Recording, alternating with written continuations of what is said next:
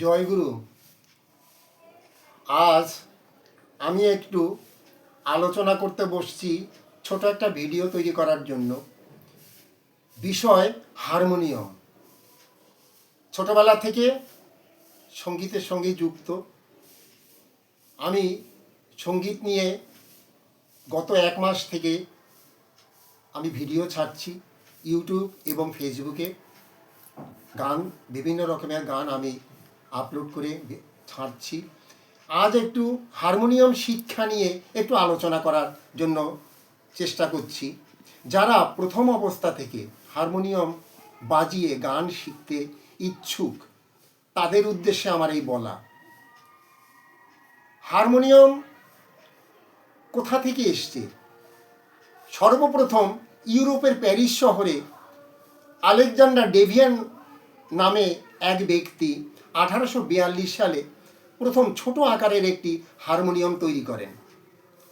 তারপরে 19 শতকে আমাদের ভারতবর্ষের গুজরাট শহরে একটি জৈন তীর্থস্থান পালিতানা, সেখান থেকে জীবনলাল মিস্ত্রি নামে এক ব্যক্তি কুটির শিল্প হিসাবে এই হারমোনিয়াম তৈরি করেন।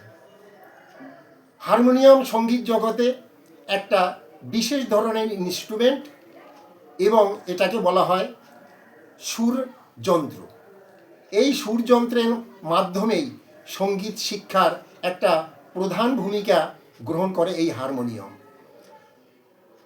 এই হারমোনিয়াম বিভিন্ন ধরনের হয়ে থাকে।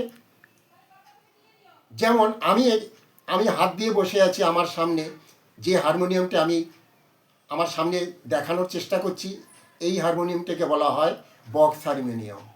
এতে 42টি রিড থাকে। অন্য এক ধরনের হারমোনিয়াম থাকে, সেটাকে বলা হয় 3 অক্টিভের হারমোনিয়াম, তাতে 37টা রিড থাকে। ওই হারমোনিয়াম স্বভাবত যারা কীর্তনঙ্গ অনুষ্ঠান করে তাদের ওই হারমোনিয়াম ব্যবহারের জন্য। এই বক্স হারমোনিয়ামের মতনই 42 রিড যুক্ত একটি হারমোনিয়াম আবার আছে, সেটাকে বলা হয় স্কেল চেঞ্জার। তার যেমন বিভিন্ন ধরনের দাম আছে এবং বিভিন্ন ধরনের বিভিন্ন উচ্চ হাই কোয়ালিটির হারমোনিয়াম দেখতে পাওয়া যায়। সচরাচর প্রতি ঘরেই দেখতে পাওয়া যায় এই বক্স হারমোনিয়াম। এতে যেমন 42টি রিড থাকে। এই 42টি রিড নিয়েই আমাদের হারমোনিয়াম তৈরি হয়েছে। সঙ্গীত শাস্ত্রকারেরা এই 42টি রিডকে 3টে ভাগে ভাগ করে এক একটা ভাগ তৈরি করেছেন। প্রতি ভাগের নাম দিয়েছেন এক একটি সপ্তক। এই 3টি সপ্তকের নাম, প্রথমে যে সপ্তক বলি তার নাম উদারা, অন্য সপ্তক মুদারা, অন্য সপ্তক তারা।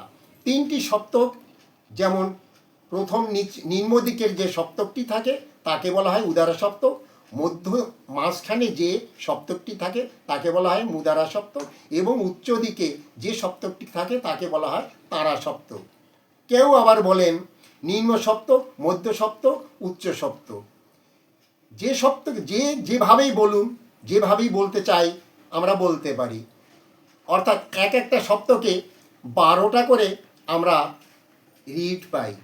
ইংরেজিতে রিড বলা হয়। আর আমি এই যে আঙুল দিয়ে দেখাতে পাচ্ছি, একে প্রতিটাকে বলা হয় স্বর। বাংলায় বলে স্বর, ইংরেজিতে বলা হয় রিড। অর্থাৎ একটা সপ্তকে 12টা রিড থাকে বা স্বর থাকে। এই 12টি স্বরের মধ্যে সঙ্গীত শাস্ত্র গ্রন্থকারেরা তারা লিখতে পেরেছেন বা জানতে পেরেছেন, তারা বলছেন 12টির মধ্যে 7টিকে বলা হয় শুদ্ধ স্বর। যেমন সা, যদি আমি এই রিডটাকে সা বলি, এখান থেকে সা রে গা মা পা ধা নি, এই 7টি স্বর আমরা পাই, একে বলা হয় শুদ্ধ স্বর। আর বাকি 5টি স্বর বিকৃত স্বর। মোট 7টি এবং 5টি, এই 12টি স্বর নিয়ে একটা সপ্তক তৈরি হয়। এই 7টি স্বরকে শুদ্ধ স্বর এবং 5টি স্বরকে বিকৃত স্বর বলা হয়। এই 5টি বিকৃত স্বরের মধ্যে আবার 2টো ভাগ বলা হয়। তার ভিতরে 4টিকে বলা হয় কোমল স্বর, একটিকে বলা হয় করি স্বর, অর্থাৎ করি মা।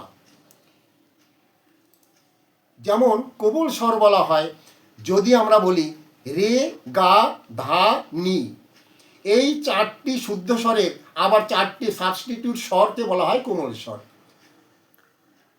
আর একটা শুদ্ধ করিমা আমরা পাই, এই করিমায়ের আর একটা বিকৃত স্বর থাকে, তার নাম দেওয়া হয়েছে করিমা।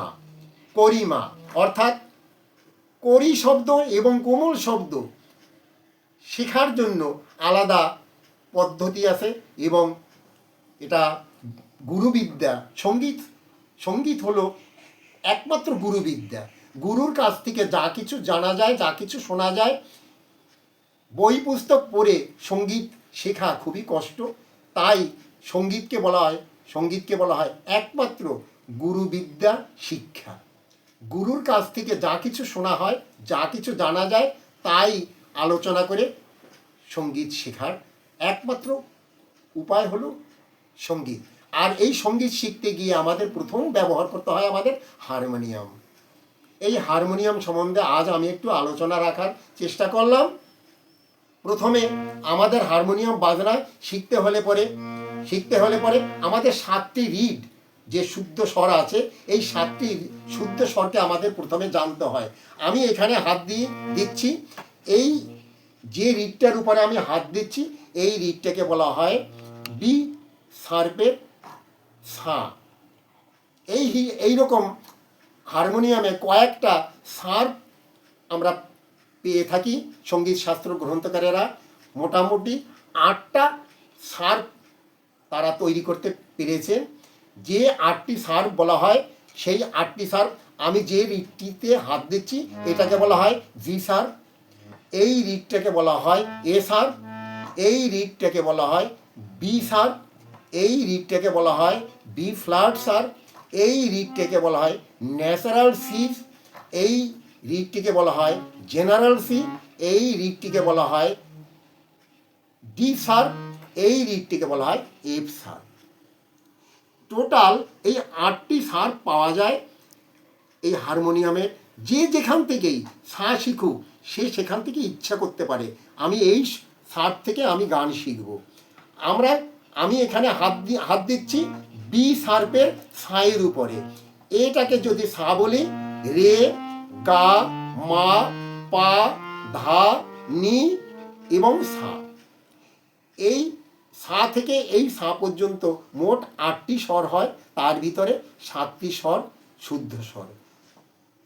তাই এই 7টি স্বর প্রথমে আমাদের আগে জানতে হয়, তারপরে সঙ্গীত শিক্ষার প্রথম স্টেপ আমরা জানতে পারবো। এই পর্যন্ত হারমোনিয়াম সম্বন্ধে আমি একটু আলোচনা রাখার চেষ্টা করলাম।